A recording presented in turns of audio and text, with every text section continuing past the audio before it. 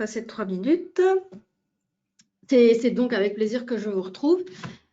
On m'a confirmé que le son était OK, donc je pense que c'est tout bon pour tout le monde. Voilà, donc aujourd'hui, on va passer un petit peu plus d'une demi-heure. Je ne dirais pas forcément 1 heure ensemble parce qu'il s'agit d'une petite présentation. Et avant d'entamer le vif du sujet, je vais bien sûr démarrer par les présentations d'usage. Parfait, merci pour la confirmation. Donc voilà, moi je m'appelle Amélie, je travaille chez Self-Invest depuis 11 ans cette année. Je suis principalement en charge du support client, donc support technique opérationnel.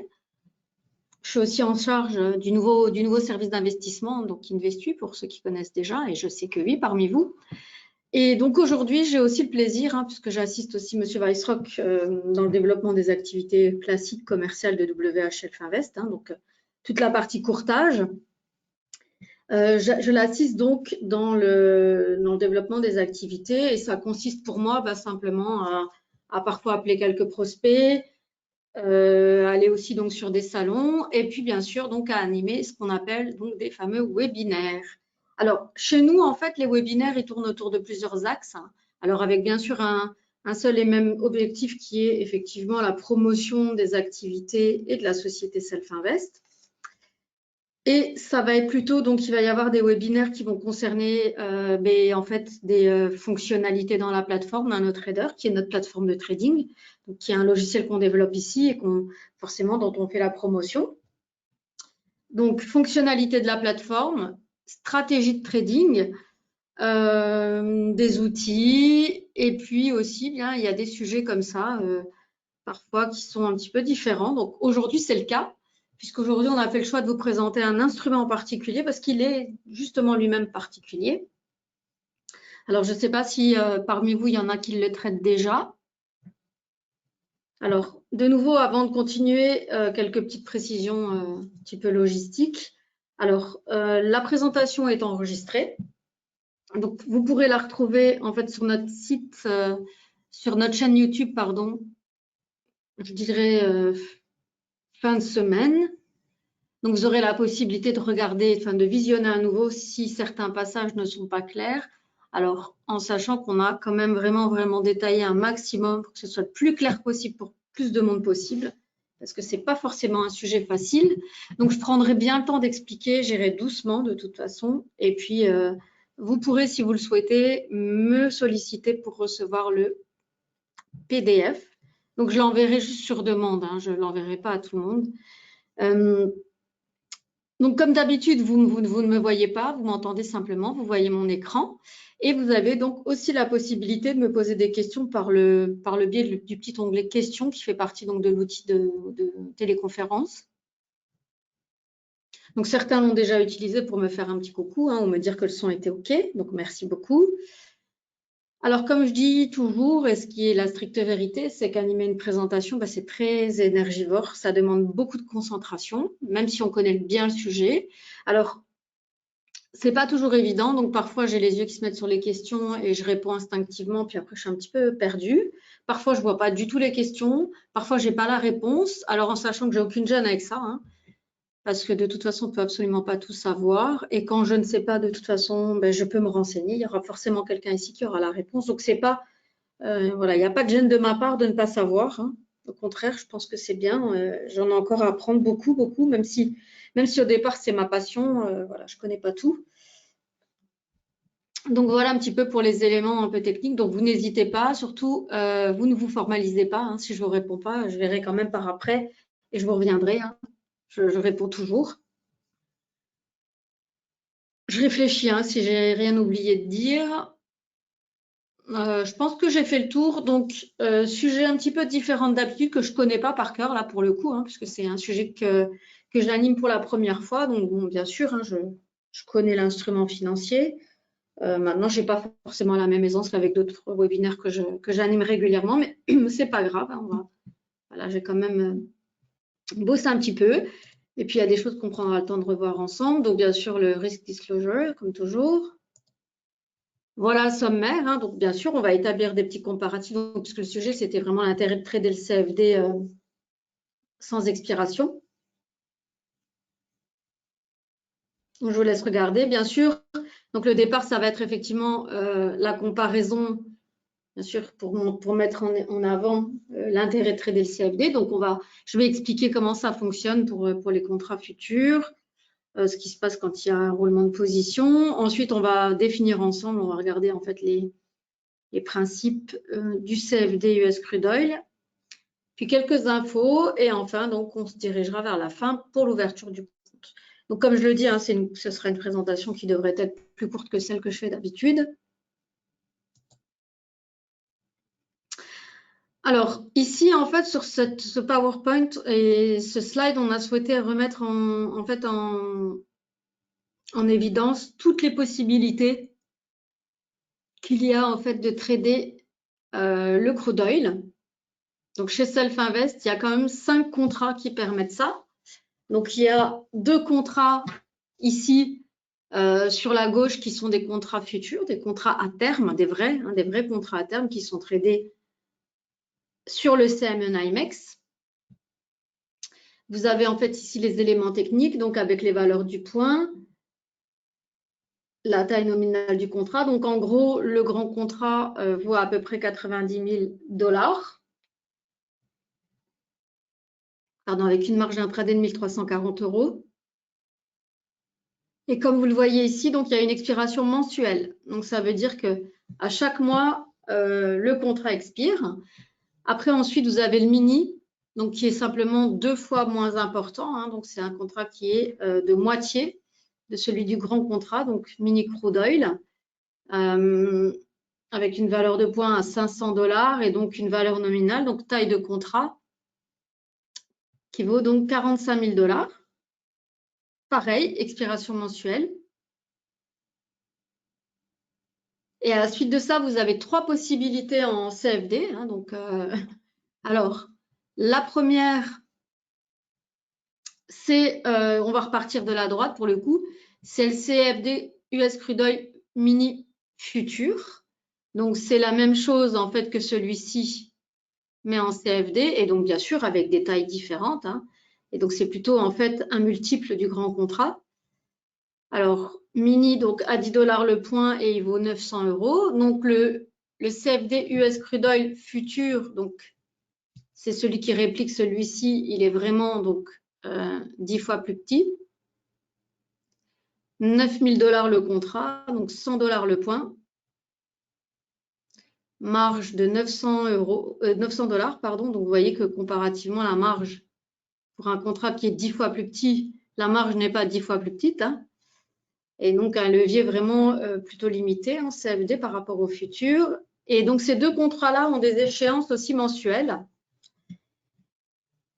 puisqu'ils répliquent en fait clairement les futurs. Hein. Donc, ce sont des CFD sur futurs. Et puis, au milieu, vous avez en fait un indigène hein, qui est un CFD, donc US Crude Oil sans échéance. Donc, c'est-à-dire que c'est un contrat qui n'expire jamais. Sa valeur, c'est 10 $ le point, donc une taille de contrat de 9 000 $, comme ici le voisin en futur. Pareil pour la marge, levier de 10, sauf qu'il n'a pas d'expiration. Ici, vous avez les horaires de trading de ces contrats, hein, du lundi au jeudi, donc de minuit à 23 h, le vendredi de minuit à 22h15. Voilà, et les CFD, très importants, hein, même s'ils répliquent les futurs, ils expirent un jour avant la date d'échéance du futur. Donc, ça laisse quand même pas mal de possibilités à nos clients de pouvoir trader en fait le contrat. Et l'intérêt, c'est de vous démontrer en fait que ce contrat-là est intéressant par rapport aux autres. Alors, pas parce qu'un nous, il nous rapporte quelque chose de plus, hein, forcément, mais c'est juste qu'il y a des contraintes en moins. Donc, on va revoir ensemble les contraintes. Et ensuite, on verra l'intérêt de faire, donc de trader le CFD US Crude Oil sans expiration. Donc, on passe à la partie expiration, roulement de position. Alors, il faut savoir en fait que sur le US Crude Oil, il n'y a pas de vrai prix spot. Donc, ce n'est pas un vrai contrat spot, c'est-à-dire que il n'y a pas un sous-jacent, c'est-à-dire que le CFD en tout cas n'a pas de vrai sous-jacent spot.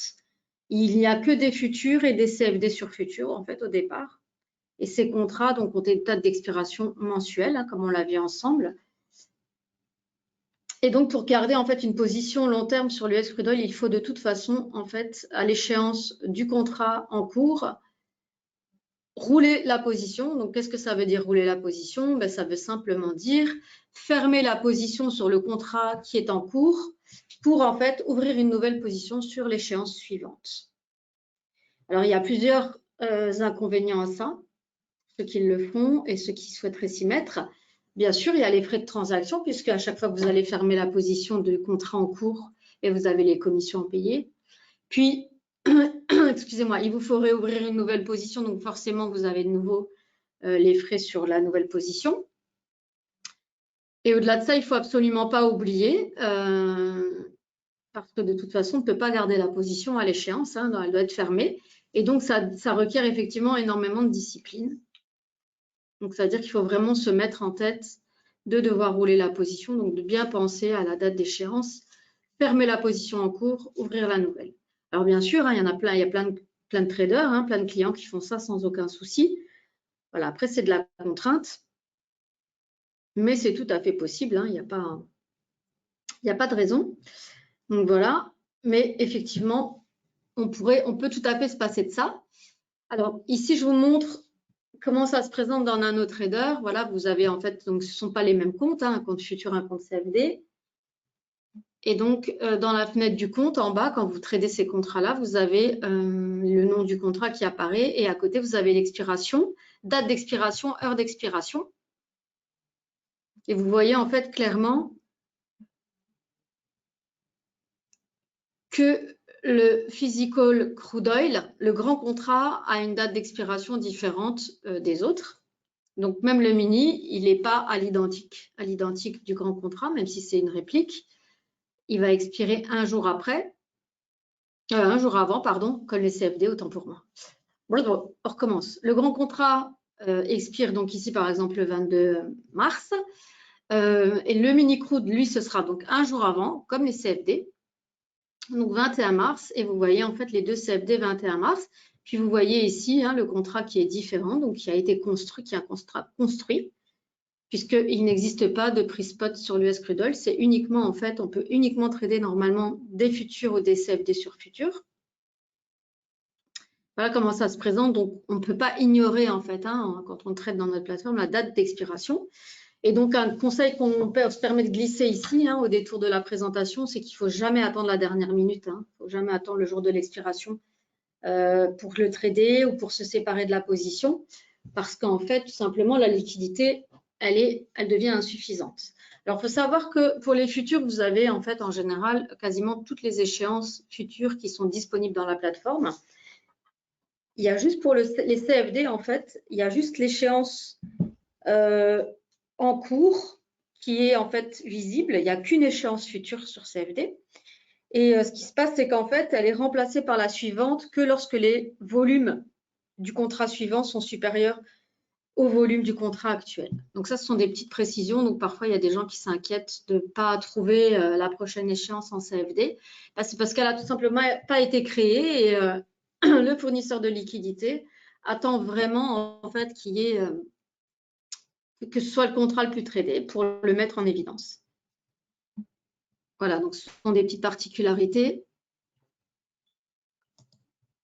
Alors, il faut savoir aussi qu'en futur, donc là, ça c'est une copie d'écran du CME, donc ce n'est pas up-to-date, mais le principe est le même. Et en cliquant en fait sur le lien, mais là je ne pourrais pas, je ne pense pas y aller. Voilà, non. En fait, on arrive sur le site du CME.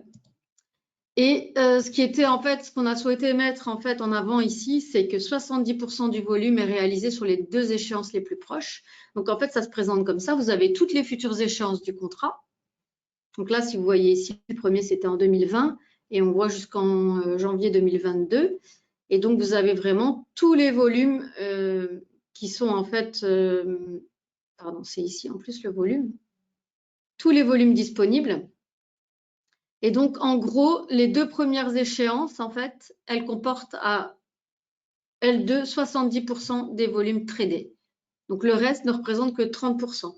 Donc, généralement, effectivement, les prix sont très proches d'une échéance à l'autre. Mais là, c'était un petit peu différent. Hein. Il y avait une particularité, forcément. Et sinon, donc en fait, l'intérêt, c'est que ben, pour le client, c'est de trader, bien sûr, les deux échéances les plus proches, parce que sinon, il n'y a pas beaucoup de volume et c'est pas très intéressant, hein. Voilà. C'est ce qu'on dit ici, comme les fourchettes de prix aussi, hein. Donc, il faut faire attention parce que plus l'échéance est loin et plus le spread est large, hein. Donc, de toute façon, en futur, il y a vraiment un grand intérêt à trader les échéances les plus proches. Voilà donc pour les infos pour les futurs. Et puis aussi, c'est très important, quelque chose que si vous ne tradez pas encore des futurs, vous ne pouvez pas forcément le savoir. Mais en fait, il faut faire attention aux gains illusoires, c'est-à-dire que d'une échéance à l'autre, en fait, en switchant, en passant de l'échéance en cours et en allant en fait à la prochaine, au prochain contrat, on gagne pas d'argent, hein, même si le contrat suivant a un cours plus élevé. On ne gagne pas d'argent parce que tout simplement, il faudra clôturer la position en cours et en ouvrir une autre. Donc, en fait, comme on dit ici, il faut faire attention aux gains illusoires. C'est-à-dire que si on est en position sur le contrat juin, peu importe, hein, comme c'est une échéance mensuelle, ça pourrait être très bien, dans l'exemple, le contrat février. Admettons, on est en position sur le contrat actuel et on voit en fait que l'échéance du contrat suivant un cours en fait de 4 $ supérieur. En changeant, on ne bénéficie pas de ce gap, hein. C'est-à-dire que nous, on clôture le contrat qu'on a ouvert et donc on doit ouvrir un nouveau contrat. C'est celui-là qu'on tradera ensuite. Donc là, ici, on l'explique, hein, on n'arrive pas à capturer, on ne gagne pas d'argent par le fait de sauter d'une échéance à une autre. On ne peut que gagner de l'argent, effectivement, si le contrat en cours sur lequel on est augmente par rapport au cours auquel on est entré en position, hein. Tout simplement, si on était long, on peut gagner de l'argent que si le contrat-là, en fait, monte, si le cours augmente, et dans ce cas-là, on fait une plus-value, hein. Mais pas en switchant d'une échéance à une autre. Donc, c'est vraiment pas l'intérêt pour un trader, par exemple, de se dire je vais faire du contrat futur parce qu'en fait, je peux garder la position puis gagner de l'argent tout au long. Ça marche pas comme ça. C'est-à-dire que vous pouvez effectivement conserver une position assez longue dans le temps sur les futurs, dans le sens où il y a une échéance mensuelle et vous allez pouvoir en fait, en passant, en roulant la position, conserver une position assez longue dans l'ensemble sur l'instrument. Mais au passage, vous avez des frais qui sont effectivement donc non seulement de ne pas capturer la différence de cours, mais aussi donc les commissions, hein, puisqu'il faut entrer et sortir de position tous les mois. Après, ça peut quand même valoir la peine, hein, c'est pas ce qu'on dit, hein. S'il y a des gens qui le font, c'est que ça en vaut la peine aussi. C'est juste qu'il y a des frais qu'il ne faut pas ignorer, donc, et puis ça demande de la discipline. Voilà, je pense que le petit schéma-là, il est simple, hein. On comprend effectivement qu'à un moment donné, les cours sont assez proches, il y a un petit gap, mais on ne le capture pas. Voilà, j'avance, hein. Donc maintenant, on va passer au CFD à proprement parler. Voilà, donc ici encore un graphique qui est très intéressant et qui va vous permettre de comprendre, hein, pour les gens qui n'ont pas l'habitude. Donc, il faut savoir en fait que ça, c'est les lignes rouges et oranges. C'est en fait une reproduction classique de deux contrats à terme, donc sur le crude oil, donc deux échéances. Alors, en orange, on a l'échéance, bon, par exemple, ce serait l'échéance de février, hein, donc futur du mois, donc février. En rouge, ce serait celle de mars.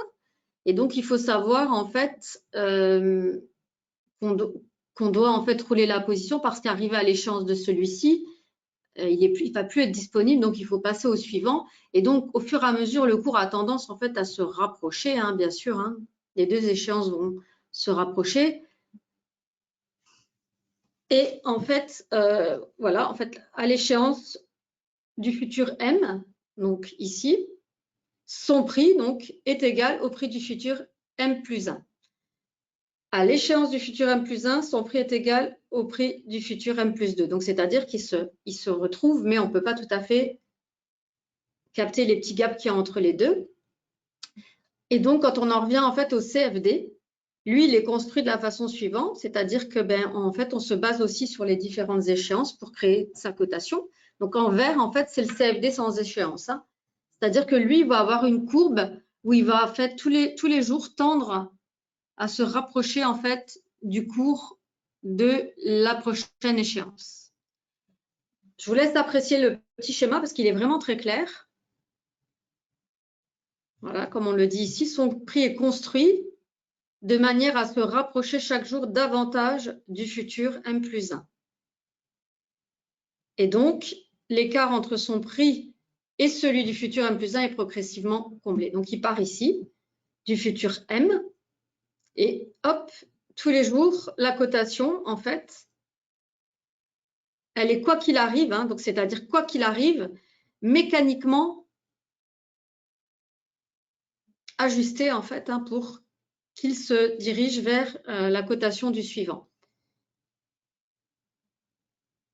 Donc c'est-à-dire qu'on va le faire monter. Si le cours du futur M+1 est supérieur au cours du futur M, on va de toute façon le faire monter mécaniquement. Donc vous comprendrez bien qu'il y a un petit peu une partie un peu de gain indu et donc forcément c'est là que le bas blesse et que ça ne va pas se passer comme ça. Alors que dans des CFD en fait qui sont des CFD spot, tout ça c'est déjà pris en compte. Hein. Là c'est pas le cas, hein, c'est un contrat qui est complètement construit. Alors mais grâce à lui par contre il est possible de conserver une position longue et à long terme sur le crude oil sans devoir rouler sa position. C'est-à-dire qu'on n'a pas à faire le micmac tous les mois hein, à vendre et à reprendre une position. Donc, on s'économise des frais de transaction liés en fait à l'ouverture d'une position chaque mois en remplacement de la position expirée.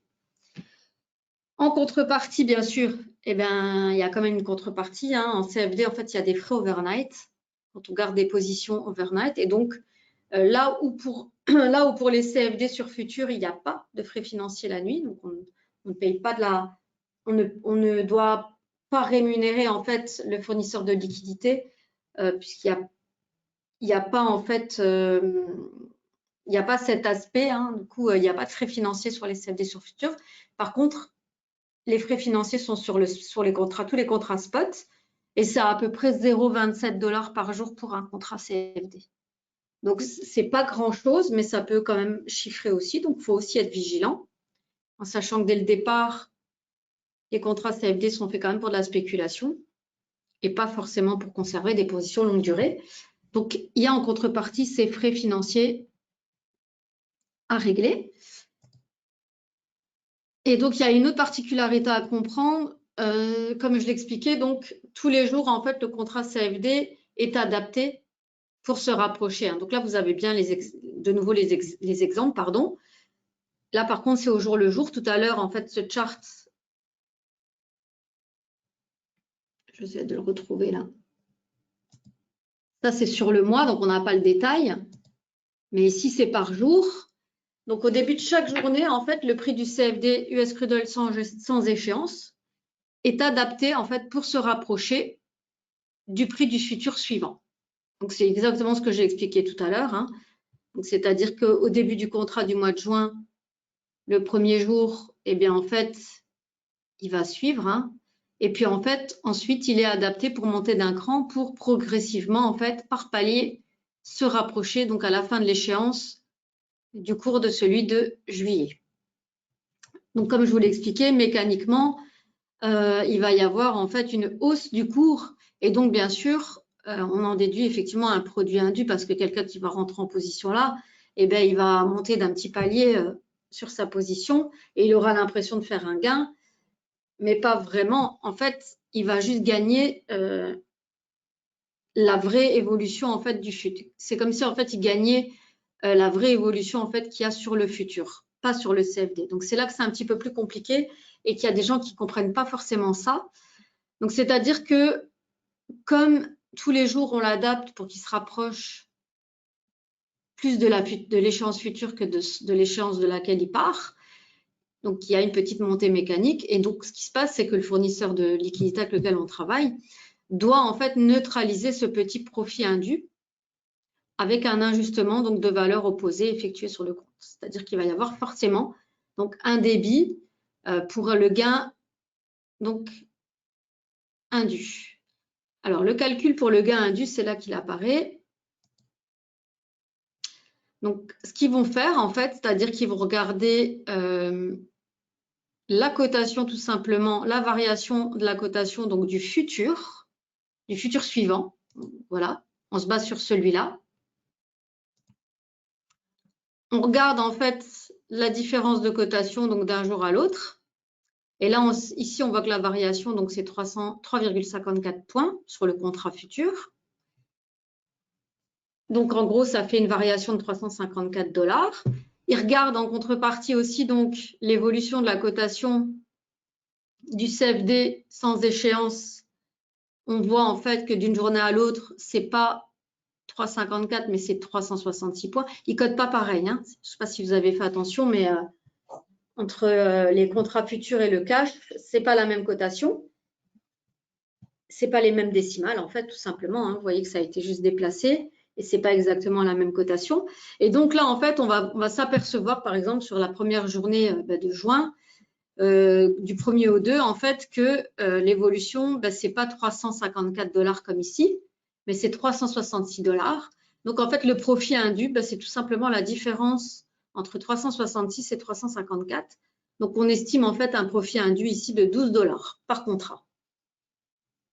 C'est comme ça en fait qui régule. Et c'est pour ça que parfois on a des plaintes de gens qui ne comprennent pas pourquoi finalement ils n'ont pas gagné le gain, parce que ce n'est pas du vrai gain, c'est un ajustement. Et là, on le voit par exemple précisément dans le compte d'un client. Donc, client donc avec 7 positions ouvertes, 7 CFD, donc long. Et là, on voit en fait un ajustement ici de moins 84. Et c'est exactement notre exemple en fait. Hein. C'est 12 $, donc c'est ce calcul qu'il y a ici. On a pris exactement les vraies cotations qui ont eu lieu à ces dates-là. Donc 12 $ par le nombre de contrats. Donc le client avait 7 contrats.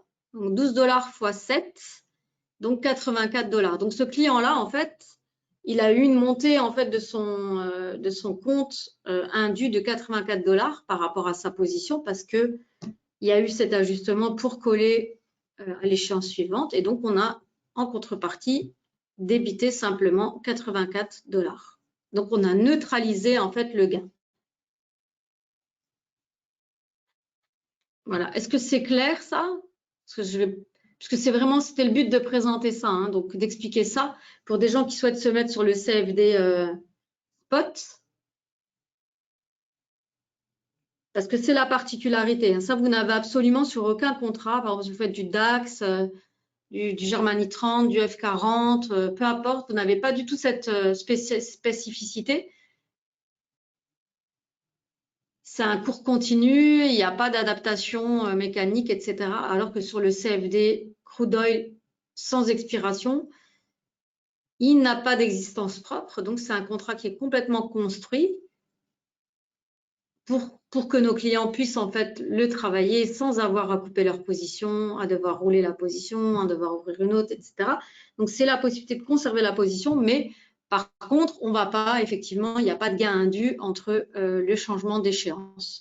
Parce que je le répète, le but du CFD Spot, c'est vraiment que son cours soit adapté en fait chaque jour un petit peu plus au cours de l'échéance suivante. Je ne vois pas de questions, donc je vais estimer que c'est clair.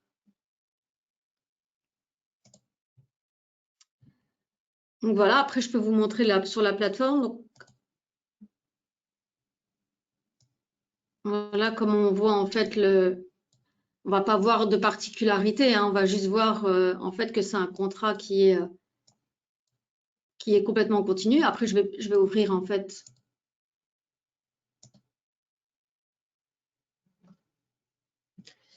Je vais ouvrir simplement le futur. Alors, peu importe hein, le grand ou le petit, c'est juste pour montrer la cotation.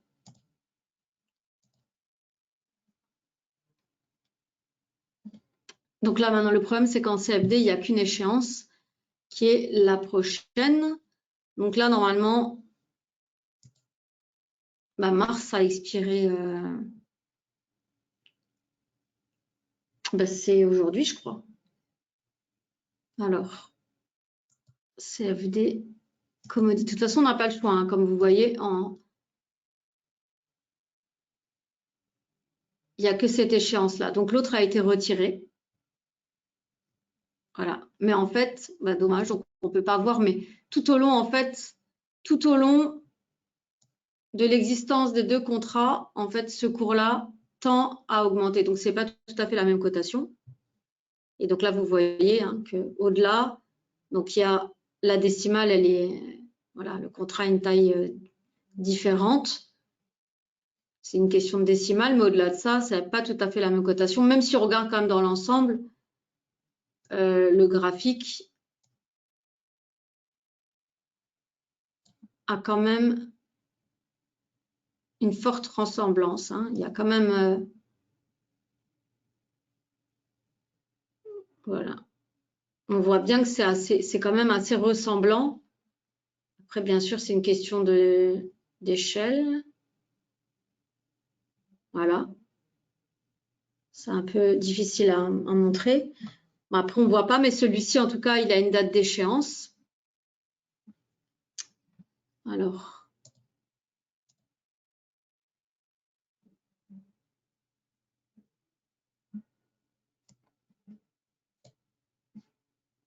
il est déjà dans mon compte, donc c'est celui-ci, pardon. Voilà. Alors, je ne sais pas si...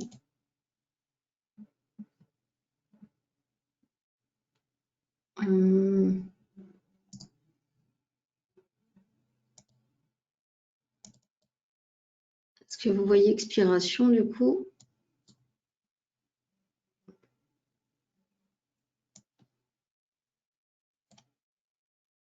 Voilà. Alors, voilà. Donc le précédent, en fait, a expiré, hein, tout simplement. Hein. A expiré hier, voilà. Et donc, le prochain expirera le 21 mars 2023. Donc, vous pouvez trader, bien sûr, l'un ou l'autre, mais l'intérêt, c'est que ce serait plutôt de faire du crude oil spot si vous ne voulez pas, en fait, devoir rouler. Alors, en CFD, ce n'est pas très grave hein, si on est sur du futur, parce que même si on ne roule pas la position, il n'y a pas de danger, elle est clôturée le dernier jour et il ne se passe rien de particulier. Et par contre, il n'y a pas de frais de financement. Hein. Contrairement à celui-ci, si vous conservez des positions la nuit, vous allez payer des frais de financement. Et celui-ci, non. Voilà, on a vu les avantages et les inconvénients de chacun. Après, l'intérêt, c'est effectivement de créer un contrat qui permette d'éviter tous ces micmacs et de faciliter, en fait, tout simplement de dire je trade et je ne me préoccupe pas. Par contre, voilà, pas de surprise si sur le relevé de compte, il y a un ajustement parce qu'en fait, son cours, justement, il est construit et il tend à aller vers l'échéance du mois suivant. Et donc, il y a une petite adaptation. Voilà. Alors, bien sûr, ça peut être aussi à la baisse. Là, on voit que ça a été un débit de 84 $ pour le client, mais il aurait pu en fait avoir un crédit. Hein. Là, justement, ça ne veut pas forcément dire,